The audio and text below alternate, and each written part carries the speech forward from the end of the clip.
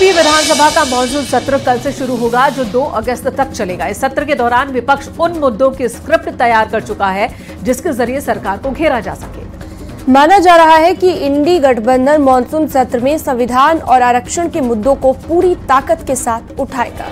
दरअसल आरक्षण के साथ ही पेपर लीक, बेरोजगारी, महंगाई और कानून व्यवस्था के मुद्दे पर विपक्ष सरकार को घेरने की तैयारी में है। माना जा रहा है कि समाजवादी पार्टी की बैठक में इन मुद्दों पर भी चर्चा हो चुकी है और बैठक के बाद सपा विधायकों ने जो प्रतिक्रियाएं दी हैं वो कुछ इसी तरफ इशारा करती हैं। क्योंकि लोकसभा चुनाव में पीडीएफ फॉर्मूले पर चलकर इंडिया गठबंधन ने उत्तर प्रदेश में बीजेपी पर बढ़त बनाई। संविधान बदलने और आरक्षण समाप्त करने का विपक्ष का नैरेटिव भी सफल रहा। ऐसे में अब विधानसभा सत्र काफी हंगामेदार रहने वाला है। पूरी रिपोर्ट आपको दिखाते हैं।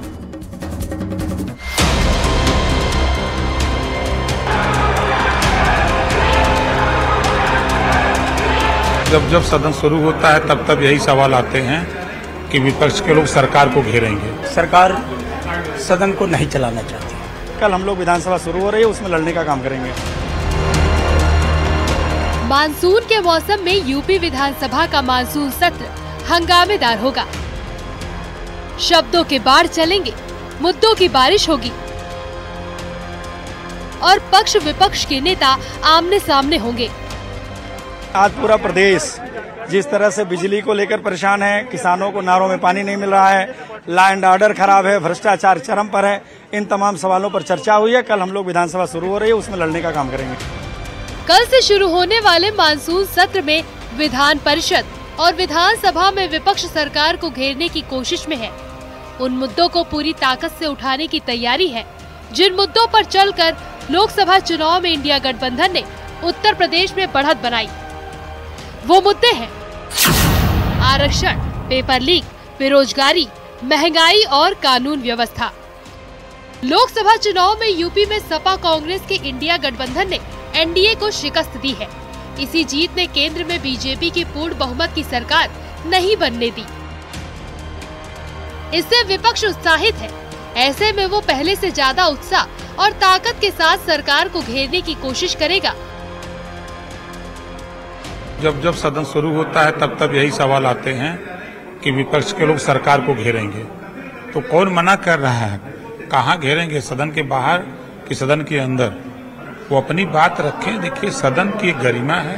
सदन में जनता चुन के भेजती है कि आप हमारे मुद्दे को वहाँ उठाइए, हमारे मुद्दे को लेकर के लड़िए, उसको वहाँ से पास कराइए। इस बात को लेकर के सरकार सदन को नहीं चलाना चाहती, क्योंकि जो उत्तर प्रदेश की समस्याएं हैं, खासकर महंगाई, बेरोजगारी, बिजली की समस्या, पुलिस भर्ती को लेकर के नौजवानों में जो आक्रोश है, तो समाजवादी पार्टी जनता की आवाज बन करके उत्तर प्रदेश के विधानसभा में बहुत मजबूती के साथ इन मुद्दों को उठाएगी।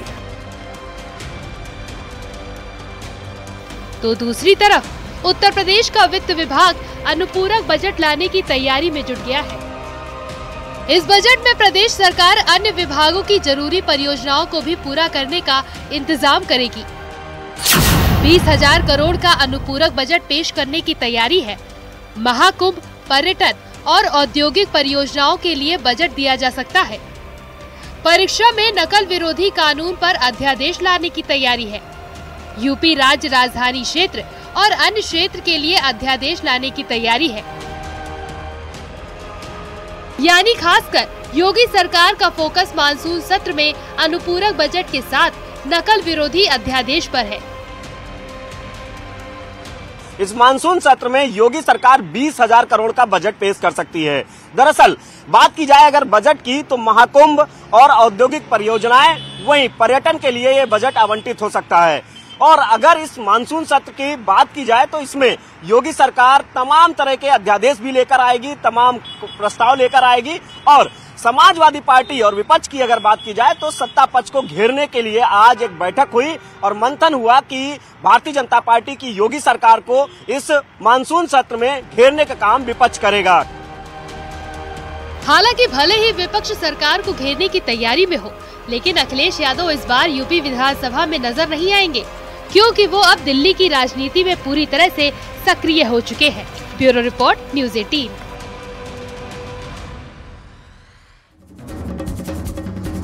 नेता प्रतिपक्ष की रेस में सबसे आगे शिवपाल यादव चल रहे थे। अखिलेश यादव के बाद नेता प्रतिपक्ष की कुर्सी के लिए करीब करीब शिवपाल यादव का नाम तय माना जा रहा था, लेकिन अचानक अखिलेश यादव ने ब्राह्मण कार्ड खेल दिया। शिवपाल के साथ बीजेपी को भी चौंका दिया। अखिलेश यादव ने माता प्रसाद पांडे को अपना उत्तराधिकारी घोषित कर दिया। यानी कि अखिलेश यादव के बाद माता प्रसाद पांडे नेता प्रतिपक्ष की कुर्सी पर अब बैठेंगे। लेकिन सबसे बड़ा सवाल यह है कि आखिर माता प्रसाद पांडे को ही क्यों अखिलेश यादव ने नेता प्रतिपक्ष बनाया। तो इसके पीछे की सबसे बड़ी वजह है माता प्रसाद पांडे का ब्राह्मण समुदाय से होना, पूर्वांचल में ब्राह्मणों का सियासी दबदबा। माना जा रहा है कि पूर्वांचल में अगड़ों को जोड़ने के लिए अखिलेश यादव ने ये दाव चला है। और माता प्रसाद पांडे की बात करें तो वो 7 बार के विधायक हैं और मौजूदा वक्त में माता प्रसाद सिद्धार्थनगर के इटवा से एमएलए हैं। यानी शिवपाल से ज्यादा अखिलेश यादव को माता प्रसाद पांडे पर भरोसा है। चलिए इसी को लेकर पूरी रिपोर्ट आपको दिखाते हैं।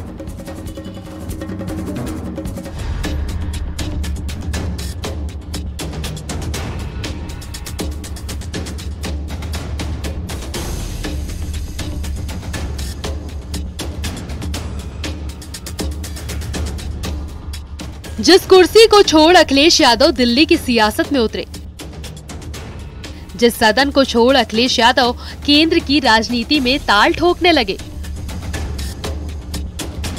उस सदन में नेता प्रतिपक्ष का ऐलान चाचा शिवपाल को परेशान करने के लिए काफी है, क्योंकि उम्मीद थी अखिलेश यादव यूपी विधानसभा में अपनी कुर्सी चाचा शिवपाल को देंगे।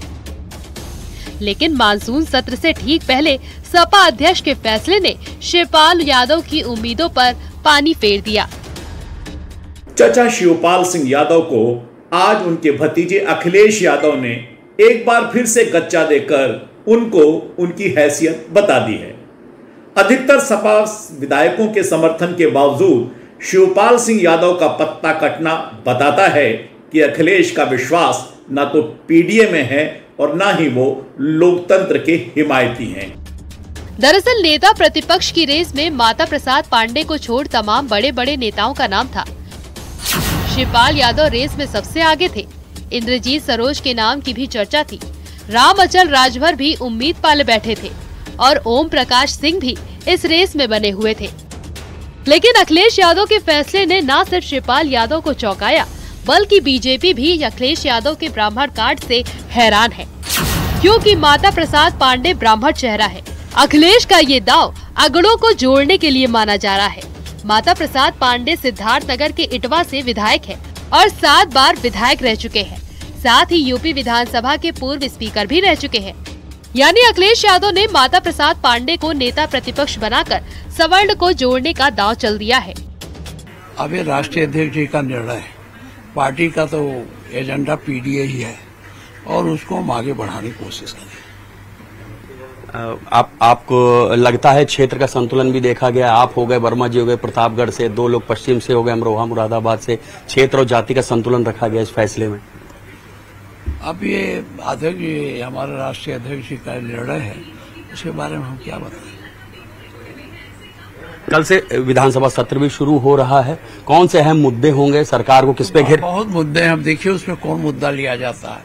कानून व्यवस्था है, बेरोजगारी है, महंगाई है, साथ ही साथ बाढ़ है, बिजली का है। अब जो मुद्दा उसमें कल तय होगा वो लिया जाएगा।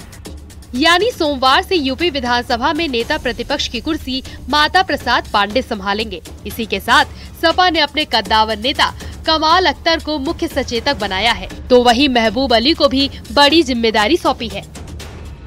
तब माता प्रसाद पांडे को बनाया गया। अभी बताए दे क्या रहे हैं। नहीं भाई साहब, कैसे देखते हैं कि आपको ऐसा नहीं लगता कि शिवपाल जी की कुछ उपेक्षा हो गई है, या माता प्रसाद पांडे को बना के कैसा देखते हैं? देखिए ऐसा है कि इसको आप सीधी सी बात को घुमाया मत करिए। पहली बात तो सभी लोगों के लिए बहुत प्रसन्नता की बात है। माननीय माता बाबा के जो व्यक्तित्व है उनका उस पर समावेशी है। कोई उपेक्षा शिवपाल जी की? आपको ऐसा नहीं लगता है कि माता प्रसाद पांडे जी नेता प्रतिपक्ष बन गए?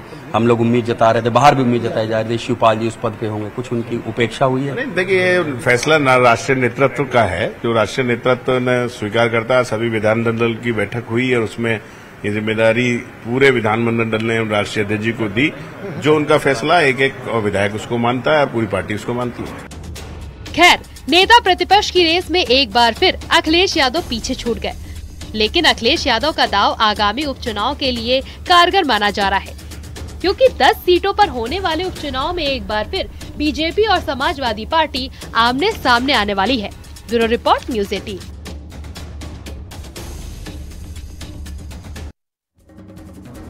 और इस बीच मानसून सत्र को लेकर बड़ी खबर आ रही है। आपको बता दें, कल लखनऊ में सुबह 9 बजे बीजेपी विधानमंडल दल की बैठक होगी। सीएम योगी इस बैठक का हिस्सा होंगे। तो सीएम योगी इस बैठक में मौजूद रहेंगे। भूपेंद्र चौधरी और संगठन मंत्री धर्मपाल भी बैठक में मौजूद रहेंगे। इसके अलावा बैठक में मानसून सत्र को लेकर रणनीति तैयार की जाएगी।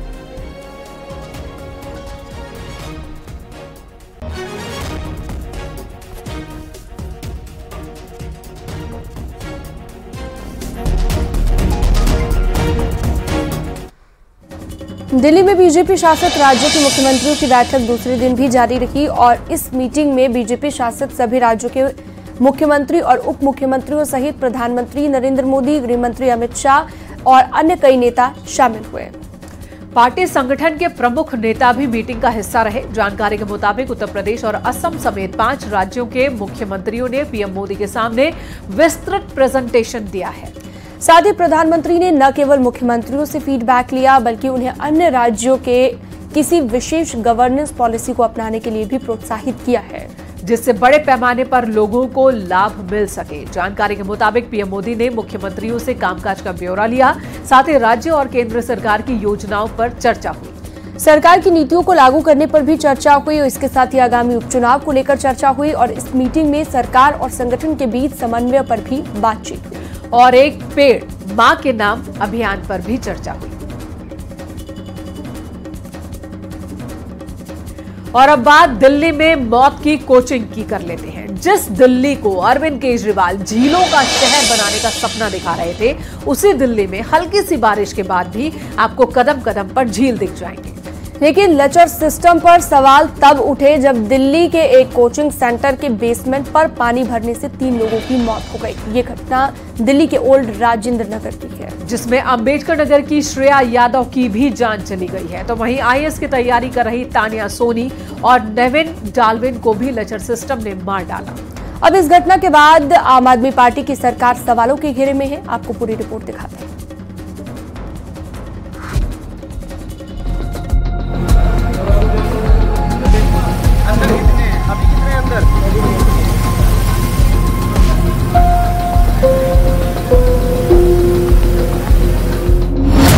दिल्ली में बारिश बनी काल, पानी बना मौत।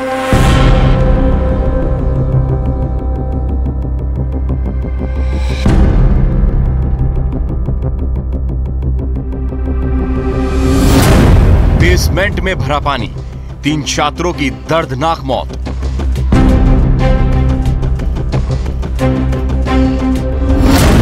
किसकी लापरवाही से गई 3 छात्रों की जान।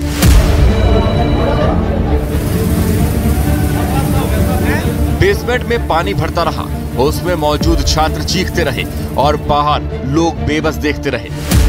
दिल्ली के ओल्ड राजेंद्र नगर के इस कोचिंग सेंटर में बारिश काल बनकर आई थी।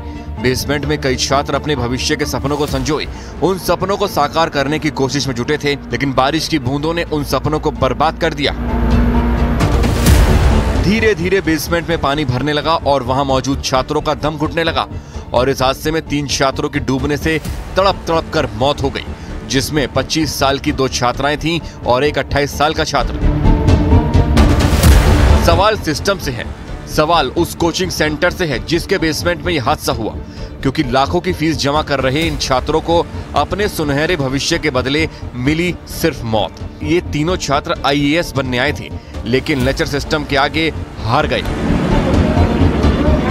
दिल्ली के ओल्ड राजेंद्र नगर में आईएएस कोचिंग सेंटर में जिन 3 छात्रों की मौत हुई है, उनके नाम भी सामने आए हैं। तानिया सोनी उम्र 25 साल, श्रेया यादव उम्र 25 साल और नवीन डाल्विन उम्र 28 साल।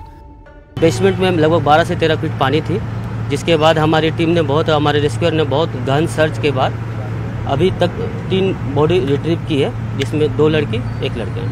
सर कितने घंटे ऑपरेशन चला ये पूरा और ऑपरेशन लगभग अभी कुछ देर पहले फाइनल सर्च होके ख़त्म हुआ है और बॉडी रिट्रीव तो हमने काफ़ी पहले कर ली थी, लेकिन थोरोली सर्च करने में क्योंकि पानी काफ़ी ज़्यादा था, पानी निकाला गया, उसके बाद उसको थोरोली सर्च किया गया।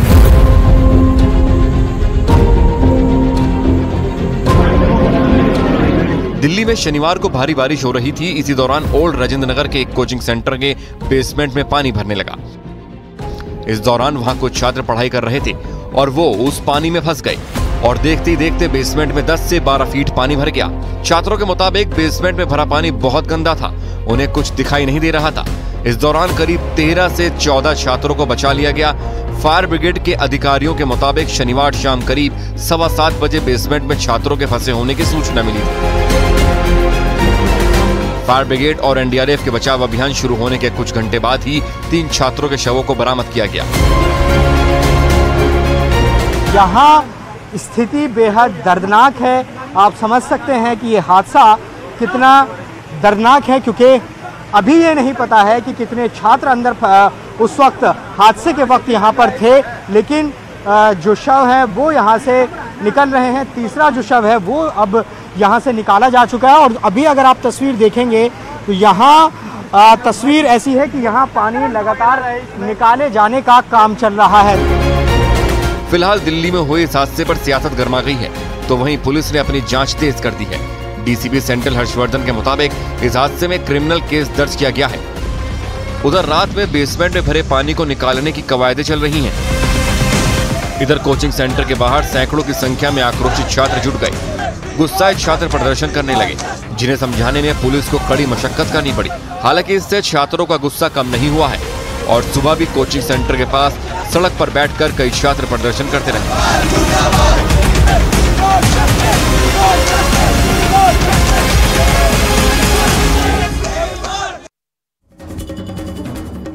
उधर दिल्ली बीजेपी ने इस मामले में दिल्ली सरकार की मंत्री आतिशी का इस्तीफा मांगा है। साथ ही हादसे के लिए आम आदमी पार्टी की सरकार को जिम्मेदार बताया।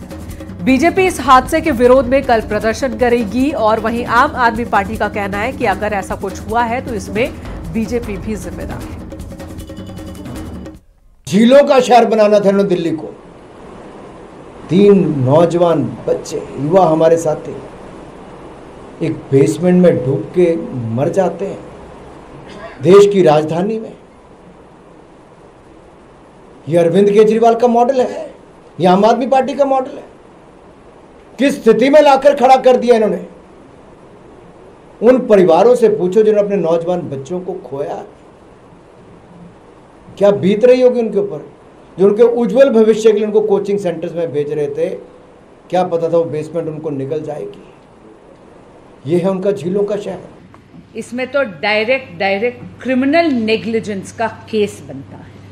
ये डिमांड करते हैं कि नैतिकता के आधार पर माननीय मंत्री आतिशी जी को इस्तीफा देना चाहिए, माननीय विधायक दुर्गेश पाठक जी को इस्तीफा देना चाहिए और जितने भी अधिकारी या जो भी प्राइवेट पार्टीज इसमें इन्वॉल्व हैं उन पर कड़ी सी कड़ी कार्रवाई होनी चाहिए। भारतीय निशानेबाज मनु भाकर ने इतिहास रच दिया है। मनु ने पेरिस ओलंपिक्स में 10 मीटर एयर पिस्टल इवेंट में कांस्य पदक जीता है।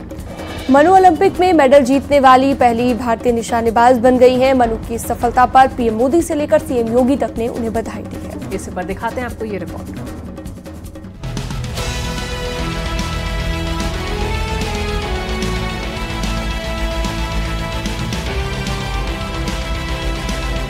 पेरिस ओलंपिक के दूसरे दिन ऐसी खबर आई जिससे पूरा देश झूम उठा। एथलीट मनु भाकर ने ओलंपिक में पहले मेडल से खाता खोल दिया। 10 मीटर एयर पिस्टल शूटिंग में मनु भाकर ने ब्रॉन्ज मेडल पर निशाना लगाया। 221.7 के स्कोर के साथ वो अपने नाम मेडल करने में कामयाब रही। मनु भाकर क्वालिफिकेशन राउंड में भी तीसरे नंबर पर रही थी। वो शूटिंग में भारत को ओलंपिक पदक दिलाने वाली भारत की पहली महिला एथलीट बन चुकी है। गोल्ड और सिल्वर मेडल दक्षिण कोरिया की झोली में गया। पेरिस ओलंपिक के पहले दिन जहां दिग्गज शूटर कमाल नहीं कर पाए थे, तो वहीं मनु भाकर ने फाइनल के लिए क्वालिफाई किया था। मेडल जीतने के बाद मनु भाकर के घर पर खुशी का माहौल है। माता पिता अपनी बेटी की उपलब्धि पर गदगद हैं। मनु की जीत के ऊपर सब देशवासियों के प्यार को देखते हुए मैं बहुत खुश हूँ और आप सबका तहे दिल से धन्यवाद करना चाहती हूँ। और मनु को मैं बहुत प्यार करना चाहती हूँ क्योंकि मनु मेरे हाथ के बने खाने को बहुत याद कर रही है वहाँ पे। तो मैं चाहूँगी कि वो अच्छे से आए घर पे और आते ही मेरे हाथ का मैं बना के उसको खिलाऊं। जब वो शूटिंग को लेके उदास होती है तब मैं उसकी पिस्टल को उसको बिना बताए छिपा देती हूँ कि मेरी बेटी थोड़ा सा उससे दूर रहे, थोड़ा सा मेंटली तैयार हो, फिर उसके बाद में उसे जुड़े। लेकिन मनु के अंदर एक शूटिंग का अपनी पिस्टल का इतना नशा है कि उसके बिना वो जी नहीं सकती, उसके बिना वो रह नहीं सकती। बेटी तो एक बार नेशनल खेलने लग जाए, उसके ऊपर खेलने लग जाए तो देश की बेटी हो जाती है। मेरी बेटी नहीं होती है, देश की बेटी है और वो जुझारू है, बहुत अच्छा करती है, बहुत कोशिश करती है, अपने गेम को परफेक्ट करने की कोशिश करती है। पीएम मोदी ने भी मनु भाकर को बधाई दी है। सोशल मीडिया प्लेटफॉर्म एक्स पर उन्होंने लिखा, ऐतिहासिक पदक। पेरिस ओलंपिक में भारत को पहला पदक दिलाने वाली मनु भाकर को बधाई। ये कांस्य पदक और सफलता इसलिए भी खास है क्योंकि मनु निशानेबाजी में पदक जीतने वाली पहली भारतीय महिला बन गई है। ये एक अविश्वसनीय उपलब्धि है। सीएम योगी ने भी पदक जीतने पर बधाई दी है। हम हर एक हिंदुस्तानी को बहुत ज़्यादा खुशी है एक मेडल के साथ, और मुझे खास करके एक महिला होने के नाते मैं हमेशा सोचती थी कि 20 साल हो गए मैं लास्ट ओलंपिक फाइनल्स के बाद क्यों कोई आ नहीं सका है। तो मनु ने उसको फाइनल्स में ही नहीं बल्कि मेडल लाया है उसने, तो इससे एक पूरा एक आउटलुक चेंज हो जाता है and it means it's huge. Yes, it has sunk in now because I have a match to shoot tomorrow. But the feeling is surreal. I feel so good. I feel really happy that I could win this medal for all of us. And this is coming home after so long, so many years. It's been for shooting in the like winning a medal, podium finish and all. So I'm so happy that it's coming home with me, and maybe many more will come in the following days. Maybe in shooting or other sports, but many more. Tokyo Olympic में मनु भाकर की पिस्तौल खराब होने की वजह से वो final के लिए क्वालिफाई नहीं कर पाई थी। लेकिन इसी के साथ अब मनु ने शूटिंग में भारत के मेडल के 12 साल के सूखे को भी खत्म किया। 2012 के लंदन ओलंपिक में शूटिंग में भारत को मेडल मिले थे। Bureau report, news 18।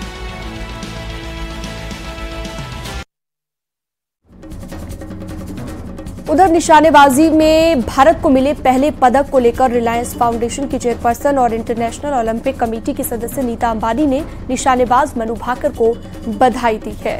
उन्होंने कहा कि कितना अविश्वसनीय पल है। हमारी सबसे कम उम्र की महिला निशानेबाज ने पेरिस 2024 ओलंपिक्स में कांस्य पदक के साथ भारत की शुरुआत की है।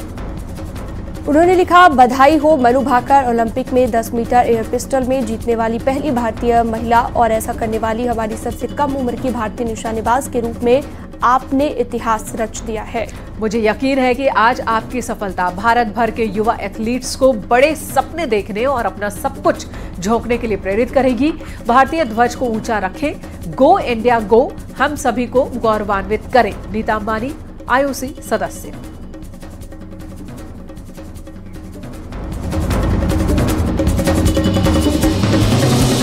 और वक्त छोटे से ब्रेक का। ब्रेक के बाद में खबरों का सिलसिला जारी है।